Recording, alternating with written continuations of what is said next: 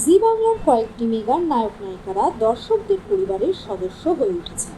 তাদের মধ্যে অন্যতম কোণে দেখা আলোর সাইনা সোমরাজ। চিত্রনাট্য অনুযায়ী পর্দায় তাদের মিল হতে প্রচুর বাধার সম্মুখীন হতে হচ্ছে।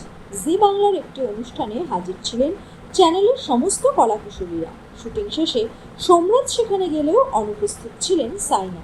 সোমরাজ অনুষ্ঠানে পৌঁছতেই তাকে জিজ্ঞেস করা হয় সাইনা কোথায়। তিনি বলেছিলেন আসবে হয়তো, কিন্তু যাননি অভিনেত্রী। সাইনার অনুপস্থিতি নিয়ে বারবার প্রশ্ন ওঠায় তিনি জানান, শুটিং শেষ করে সেদিন সন্ধ্যে 7টায় বাড়ি ফেরেন। তখনই তার গায়ে জ্বর ছিল। বাড়ি থেকে ভেন্যুর দূরত্ব ছিল 45 মিনিট। রেডি হয়ে যেতে কিছুটা সময় লাগতো। শরীরও সাথ দিচ্ছিল না। তার মাও তাকে বিশ্রাম নেওয়ার পরামর্শ দেন। শারীরিক অবস্থার জন্যই যাওয়া অসম্ভব হয়েছিল।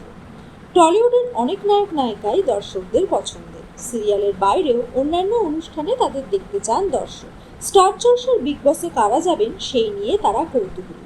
প্রতিযোগীদের নাম কড়া পাহারায় মোড়া। স্টার জলসার নায়িকা সৃজলা গুহ নাকি অন্যতম প্রতিযোগী বিগ বসে।